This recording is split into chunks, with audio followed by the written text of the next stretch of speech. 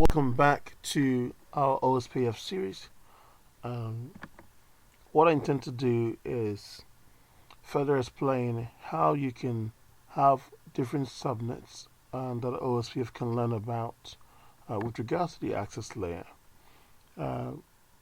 Let's assume that every one of these boxes here, it's a VLAN. So let's put this VLAN as a subnet. And let's just assume one switch there. And instead of calling this a VLAN switch 2, I'll call it subnet 172.16.10.0/24. Hopefully it allows me to do that. It has allowed me, so that's great. Find a way to move that away. There's going to be a struggle moving that from where it is. Okay, now we got that. Okay, so that's a subnet over here. E2 here, interface 2, and interface 1 here. So that's subnet 172.16.10.0/24. And as you can see, that's this link coming down here. Why don't you go ahead and create another one? Another one, 172.16, instead of 10, you can do 20. Because remember, you can have a data network, and you can have a voice network, and you can have things to do with like door access systems, and different sort of VLANs. So let's go ahead and do that now.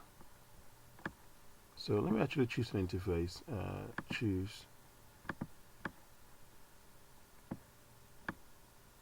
Maybe it would be a good idea to do 3 subnets.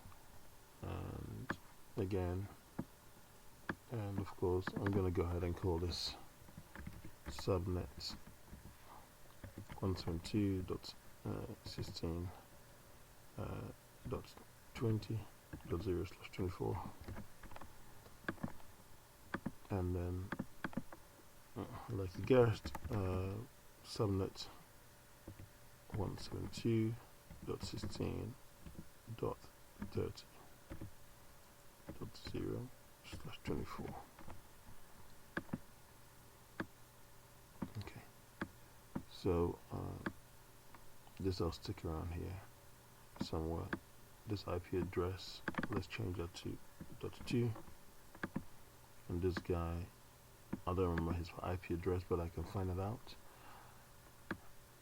Okay, and that's subnets. Okay, do you guys still see it clearly? Close a bit. Yeah, so we get a bigger view of the space. Let's minimize that a little bit more. Okay, great. So interface 2, interface 3, come down here.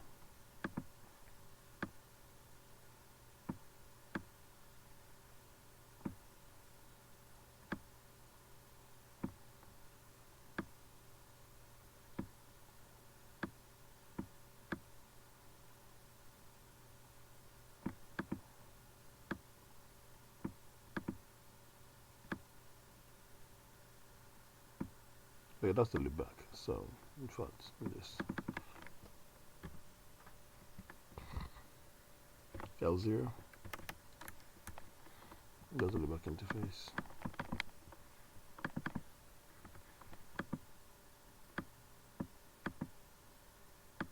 Okay. All right. Bring this down a bit more. So this subnet and that subnet. Let's connect some computers there. Which one is this? 10.21. Oh yeah. So that would have been the other machine. So here you are. 21. So that NIC has 172.16.10.21. Okay. The gateway, default gateway, is this interface, which is, let's make it to .254. Let's take it over here. let's say a gateway, and it's going to be similar for, let's duplicate that. It's going to be similar for all these other guys. Duplicate that. Cancel. I meant duplicate, and that is 254 here too. So for all the subnets, the default gateway is the subnet address and .254.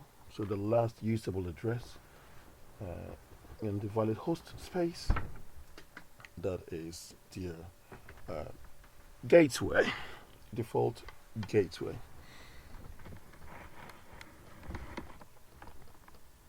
So let's go and configure the IP addresses there for the interfaces. So show IP interface brief. Alright, let me just whiz this along here. So sorry, do you guys see clearly? Thank you. You don't see it? Alright, just have a quick look again. Alright, there we go.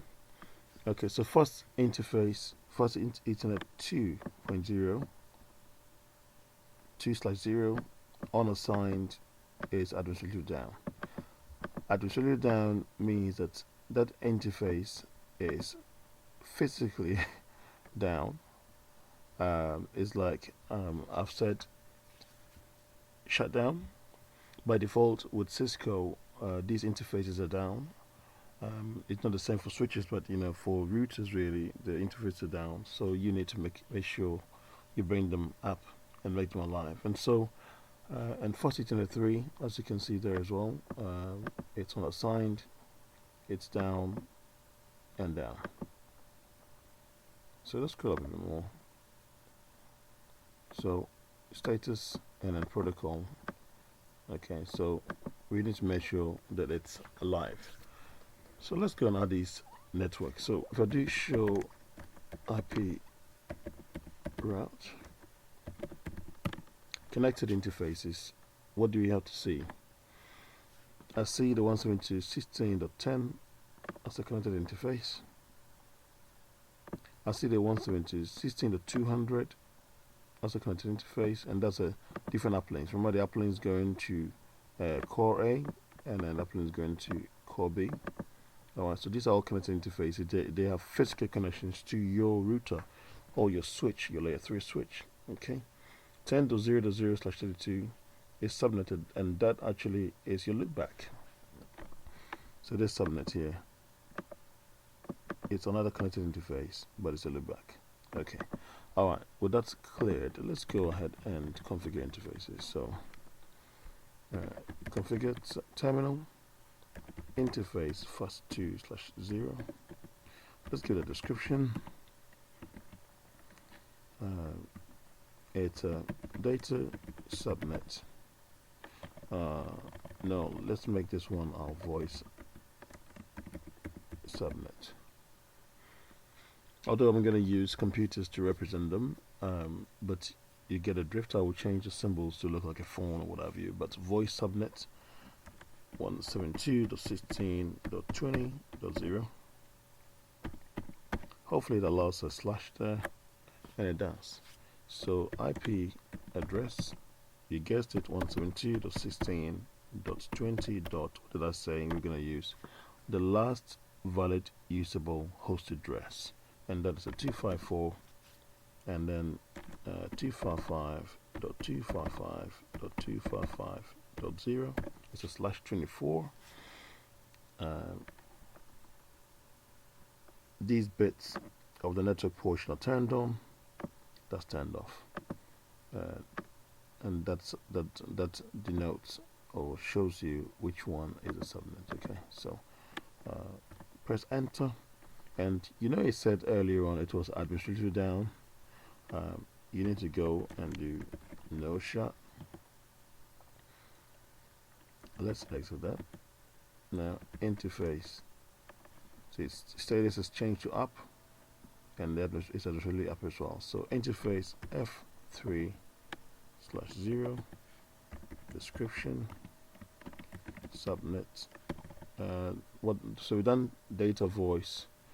Let's for example call it wireless. subnet 172.16.30.0/24. It's good to always give very good descriptive description, so it's easier for you and your colleagues to see what that interface or VLAN or subnet is all about. So to enter that, and then the IP address, it's 172.16.30, and you can see that I chose F3 here. 3 is 3 here, 2 here is 2 there. You get it? So very important to be quite clever and smart in how you deal with your interfaces choices if you have the opportunity, and the descriptions. It makes it life easier for you. So when you see 2, it represents the 20 because it's 20, that's 20, 30, that's 30, 10, 10 is 10. So you see, like, let me say it again. So 20 is the 20 subnet, 30 is 30 subnet, 10 is the 10 subnet. It helps a lot. 254, 255.255.255.0. I've seen on HP switches that you can do a slash, so you could do 254 slash over here to slash 24, and it works. It's not supported on this Cisco box here, so let's bring it up again. Okay, and then exit, copy, run to the start. So when I go back here and I do show IP interface brief, now I see the subnets is all up. 2 and 3, they got the right subnets. So 20, 20, 30, and 30. Very important. Okay, so they're up and they're up. How about finding out show IP routes connected interfaces to see what do you think is going to show?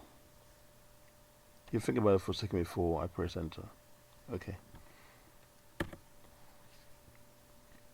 It shows me that all these subnets 20 and 30 are connected.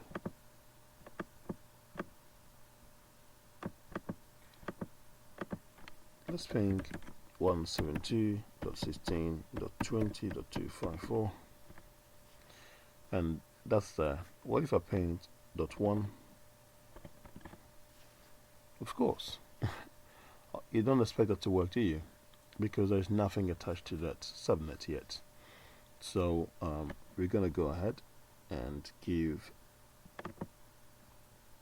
some devices. We said this was going to be the voice and this was going to be the wireless, so let's choose some symbols there. I'm going to use this guy here and this person here as well.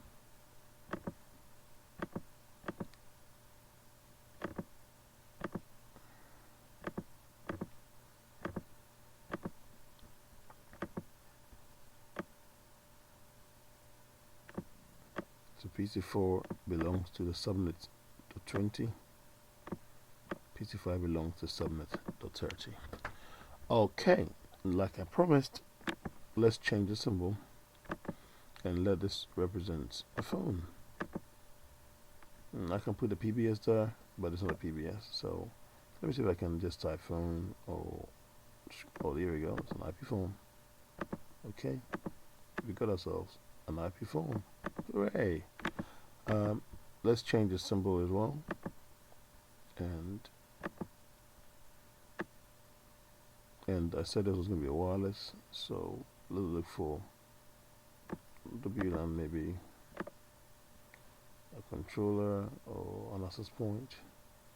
I don't think they have an access point in here. Oh, there is. Perfect. Lightweight access point. Good. So we got the symbols we need. And I'll call it AP1.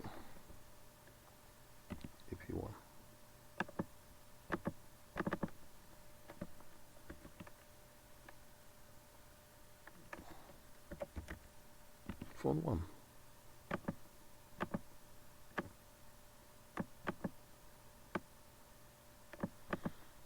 Okay, let me zoom that up a bit more so you guys can see clearly. I think it's just a bit too much, but let's just scroll down a bit.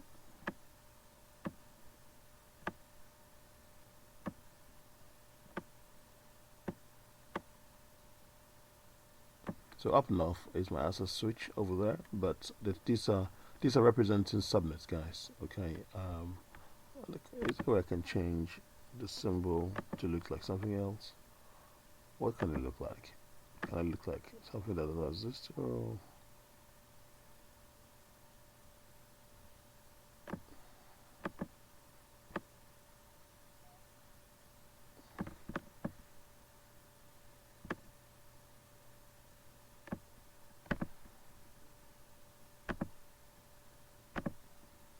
oh, great! I like it.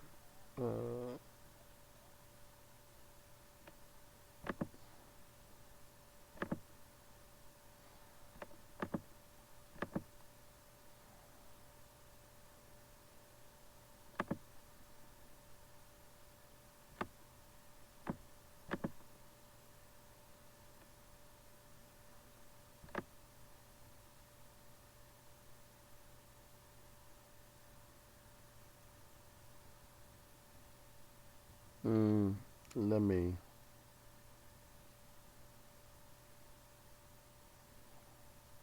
I saw something that was quite interesting.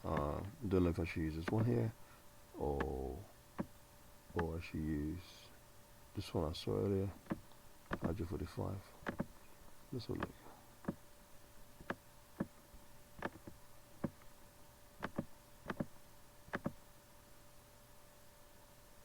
Certainly not my cup of tea.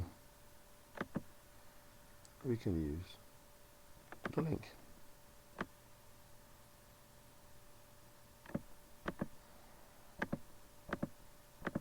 Okay, that works for me. So there's a subnet there.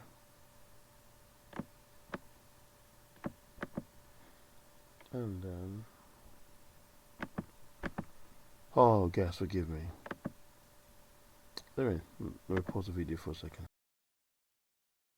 To settle on these icons, which represent connected networks, or let's say subnets. So subnet 20 here, subnet 30, subnet 10. Okay, so we will just work like that.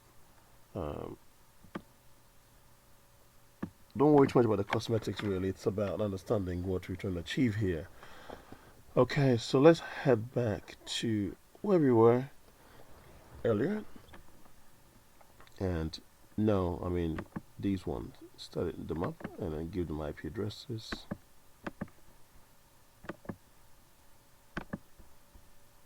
Console that up. Just console it up.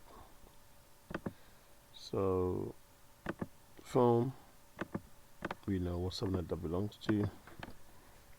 It belongs to 20, so IP, and to know how to use it on this virtual P simulator, do IP, and then over here you look at the config, how it's done.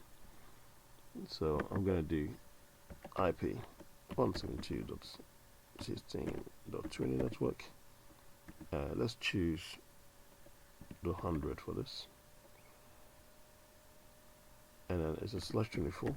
The gateway is 172.16.20.254. And you can test connectivity whilst you're here. So I'll do ping, paste that. 172.16.20.254. Yeah, ping is up. Means I'm connected to my access switch, the layer 3 switch, and it's all looking good. I'm gonna go over here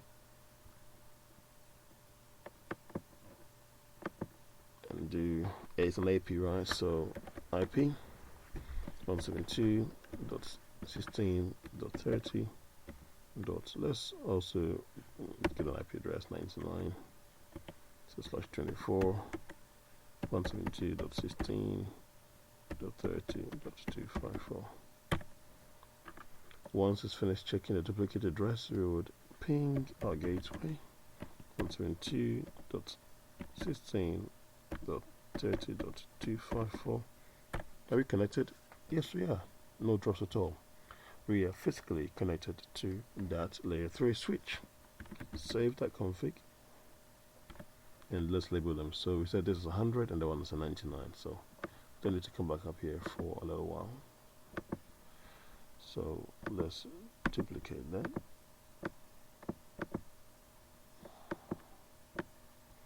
So that is a .100, and then let's duplicate that as well. And over here, this is a .99. It's good to label it earlier so you don't forget. Okay, so here we are. We've got our subnet, 3 subnets, which are 3 connected interfaces on our layer 3 switch. And I'm not interested in changing the symbol here, but yeah, I'll share this GNF3 file with you guys after the series, and then you can play with it. The image I'm using is a 3745, so you could just get your image and just load this up. I may also share the portable appliance so you can, open that up where you are and enjoy it. Build labs, hone your skills, and be a great asset to the world. That's who you really are. That's what you're destined to be anyway. Okay, so we got our subnets. Okay, now we know 172.16.30.99. When I come to this data center network, let's find out if I can bring that new subnet. But to do so, can we just quickly see what route it knows about so far? So I could do show IP routes or route OSPF. It knows about the 16.10 network. Yeah. I don't see the 20 or the 30 networks. So when I do, why don't you do show IP OSPF? Let's look at the database and let's begin the summaries to see if it's seen any other. There are no summaries of anything here. Oh, there is. Yes. Very important to put the keywords there. So I see 16.10 network. Alright. I see the 16.100.4.8, the 200 network, 212. So these are all what the database of the OSPF has with regards to the subnets this data center router knows about. But that's quite worrying, because now when I say ping 172.16.20 and we chose 100 for the phone, we can't get to it.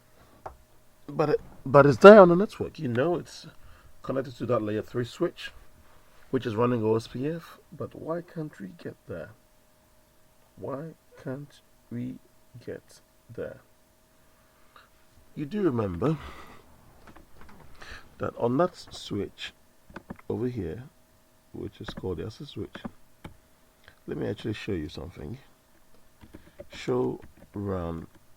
Let's begin with words router OS. Okay, so scroll up a bit more for you to see what I was looking for.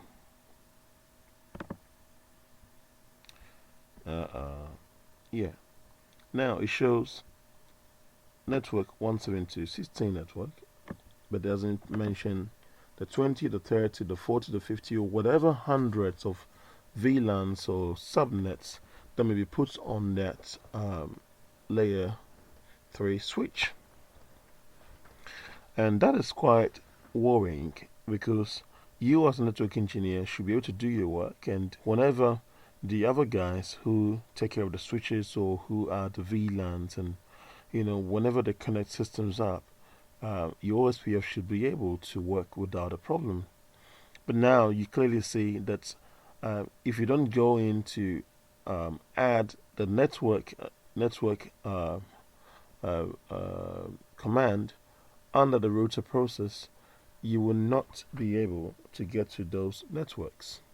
It's fine if the network belongs to a plant, manufacturing plant, and you don't want anything to get to it, and you want to, keep a VLAN there somewhere or something there somewhere, just to use the switch chassis to work, but not to speak to anything else, and that's fine. That is like creating almost like an isolation for that small subnet. So what do we do?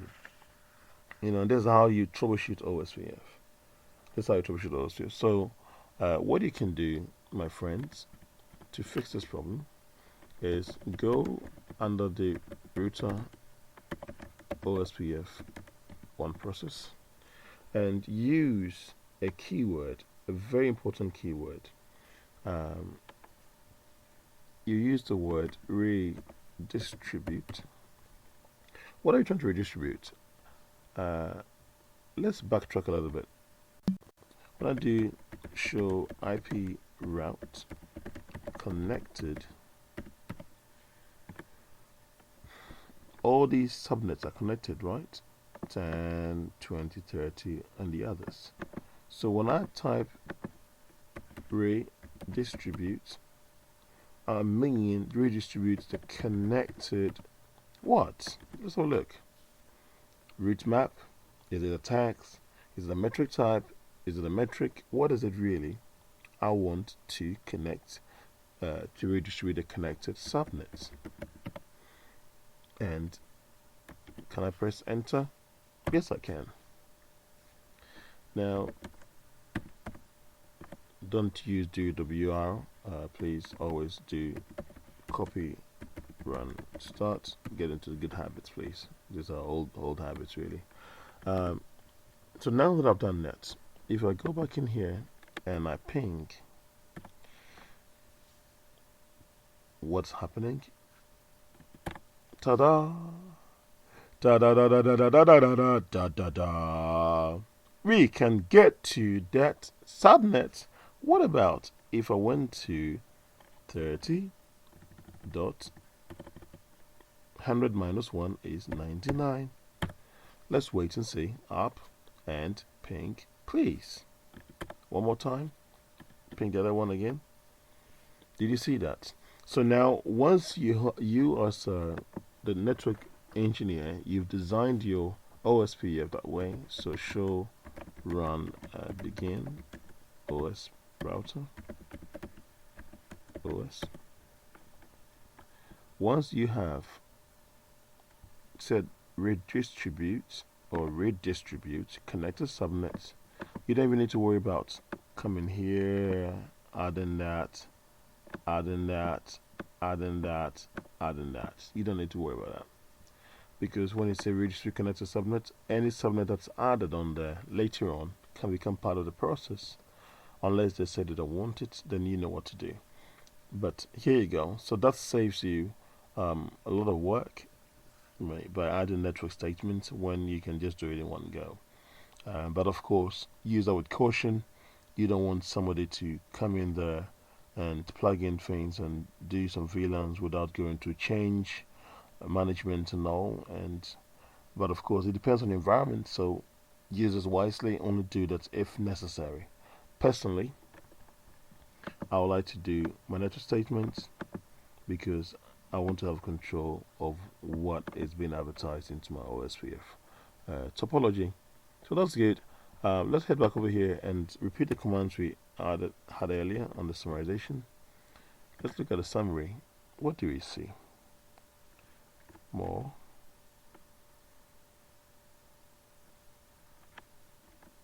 Now it shows me 172.16.20.30. It means when I add more, it says a type 5 AS external link states because of the redistribution, so it says that way. But the others, the 16.10 is just part of the area, it knows how to get there and the information there is to it. So what you do is we're going to find a way to summarize this route. We're going to find a way to summarize this route. But before we do that, why don't we quickly have a look at the database again, and I'll just begin here and I'll type begin, and you guessed it, I want to see the type 5, and it's showing me the redistributed connected networks, but what I want to do is there a way I can sort of summarize summarize the subnets which comes from the access switch. So when these other guys see it, they don't see it as different subnets, but they just know I have a route going to the subnets. And so when I plug in anything else, that's it's 172.16, maybe 40, for example, it will just work. To do that, let's go to our access switch here. Remember that this access switch, layer 3 access switch, would have to specify what they want to have advertised in the link state database. And so I'm going to go over here and I'm going to go under the router process again, conf t router OSPF 1. And whilst I'm here, why don't we sort of summarize our address, because the subnets are similar. They're 172.16 dot something, yeah? So I'm going to do 172.16, let's do the 0 to 0, and this is a slash 16 really, but I'll just do 255.255.0.0. The 255.255 are matching the 172 to 16, so those are the turned on, those are the network portions, and the 0 is the host portion. So now when I do this and Control Z, copy, run, start. Let's go back into our friend here and see, with the database changing, what it sees. So I've done that. I'll just do show IP route.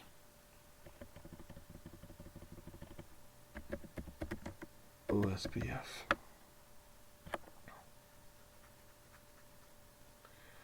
Show IP route OSPF, and it already tells me that I have an E2 type subnet it knows about, and it comes from these interfaces. Yes, so it knows about that because I summarized it. So you don't see 172.16.20 and then the 30, no, because it's all summarized. Okay, so what I can do is, let me just go over here and make a quick change. Show run begin router OSPF. I want to get rid of the network statements area 10 here, because I've summarized the route and I don't want it to have a unique entry like it's over here, over there. So conf t router OSPF process ID 1, no. Can I copy that, please?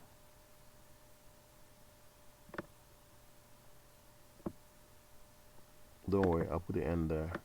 Okay, well, I'll get my chance. Come on, you copy for me, please. Copy that.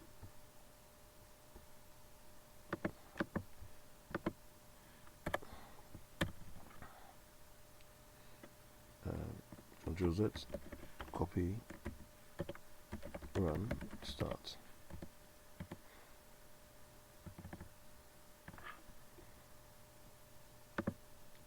So now when I go back in here, see. Hopefully the database has changed that quickly. Let's see. I don't see 170.16.10 anymore. I see an E2, and it shows me that subnet. So now when I go back in and now ping 172.16.30.99, is it broken or is it there? It's there. Okay, what if I did 100 and then I did the 20 network? Is it broken or is it there? It's there. What if I did a 10 and then I did the IP address or the other one was 21? Is it broken or is it there? It's there. You get it? So but when I did show IP route OSPF, that's the first thing I'm going to do. Oh yeah, I just repeated myself. Yeah, so it shows you as one single route it knows about, and it's going via this available or via that. So if this one goes down, doesn't matter, it can use this route to get to it. But let's look at the database again. Show IP OSPF. For you Americans, you say database. So the database begin, and I'll say a type 5. Did you see that?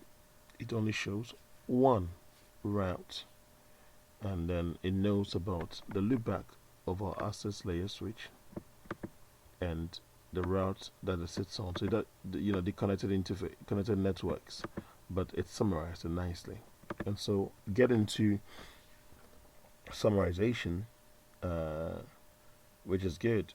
Very important that we can summarize the subnets in OSPF. So now anybody can come and add new subnets as long as they're keeping the address scheme going. You don't need to see too many routes everywhere else. What about the other switches? What are they saying? The other core switches here. Let me just look at the console and let's just show IP route OSPF. There you go.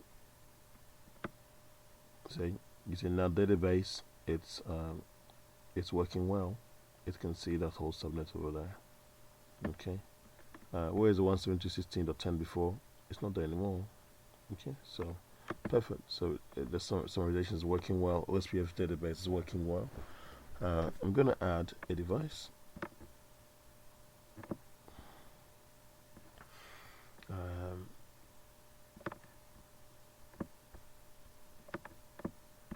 Yeah, how am I doing? Drag in.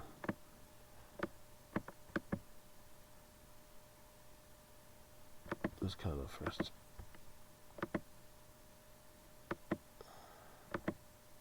So it's for the subnet now. Let's make it a little neater by moving it over here. Okay, so PC4, it's an access point, change, symbol, classic.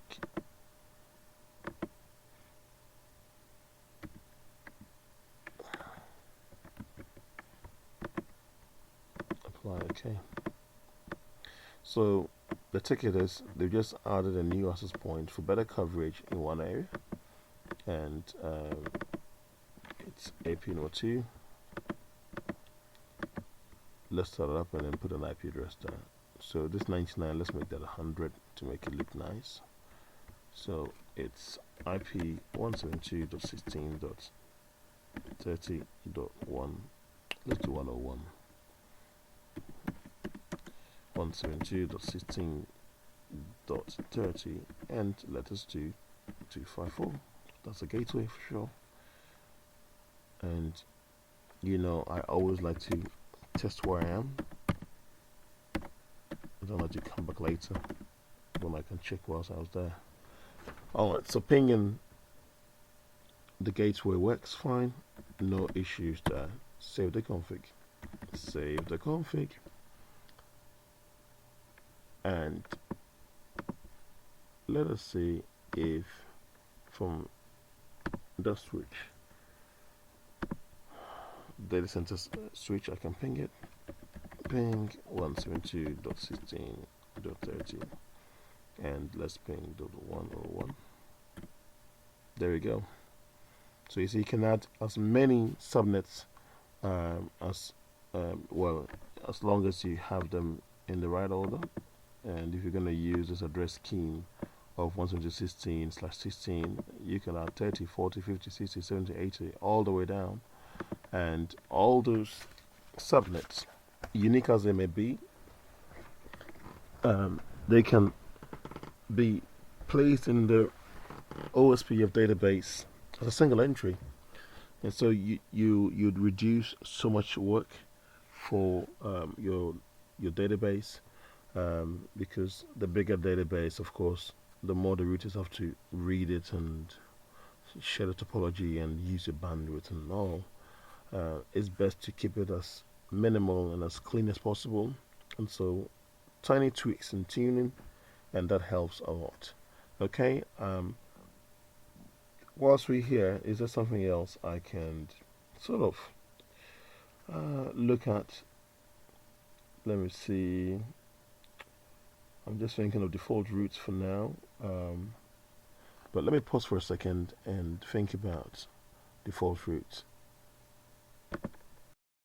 Default routes, or somebody might call it the gateway of last resort. Now, it appears that in our topology we have this setup network there. OSPF knows about all these networks everywhere, all these subnets, all these areas. What if we had, for example,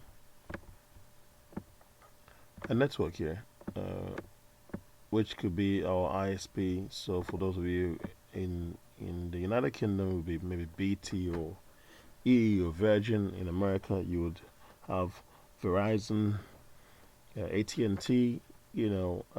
So your country and what you have.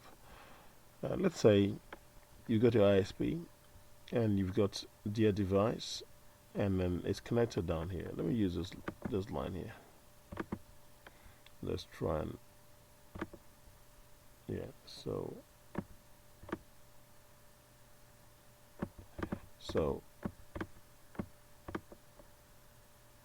okay, so that's the let's assume this one here is connected to a firewall, and this knows how to get the firewall, or maybe there's a VLAN or an interface here that just goes straight into that ISP device. And let's say that the IP address is, for example, 10.30.30, and let's say 30 or 254. We can change it in a second. All right. This is not part of the OSPF process, but I want this guy here to have all these subnets using that as a default gateway. It's like the gateway of last resort. If they can't get to any network, which they can because OSPF knows about all the rest of the network, but OSPF doesn't know about this network, you would have to inject, or you want to push or add to the routing table that gateway of last resort. So on my access switch here, if I do show IP route,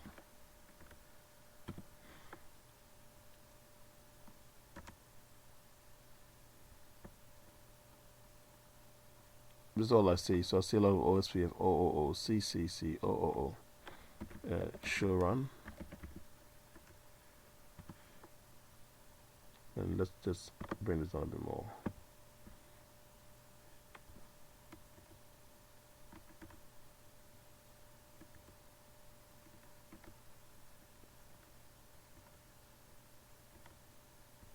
Let's see what we have here. I have a 10.30.30.254. Okay, a route I have put in there. But you see, when I did show route, it doesn't show that route because I'm part of OSPF, and it's not showing that static route. Well, no, it's not a static route. It's a gateway of last resort, really, but it's not shown in here. So to make sure that I always have that part of the OSPF database, so this route is always advertised in OSPF, and my connected subnets can all use that as the gateway of last resort. What I'll do is something called, now whilst I'm doing that, let's just go over here to core A, and let's see what it knows about me. It knows that this route is there in OSPF, where that's as a switch is concerned. When I go to configure terminal or conft, and I go to router OSPF 1, and all I do is I go ahead and I say default. Have a look. Default information, and the word is distribute a default route or regenerate. And do I want it to happen all the time? Yes, of course. I want this to be the default route or the gateway of last resort at all times. I would say always. And when I come in here and I do this, oh, that quickly. So as far as the database is concerned, it would always inject this for my devices where I need to get to something beyond the known networks. Okay, if it doesn't know the network, it will use this route in advertised to get there. So that is very important. Okay, and when you do that, you don't need to make that ISP device know about the OSPF network. It's just serving its purpose as an internet device or gateway for internet traffic, and that's it. So you limit how much your OSPF topology will go beyond your corporate network. So I hope you've enjoyed this video. We will do some troubleshooting in the next video, how to find out why your OSPF is no longer working for some switches, and why some subnets are no longer able to ping anywhere else, and things like that. So please come back. Let's go into more of this OSPF topic. I hope you've enjoyed this video, and I thank you for stopping by.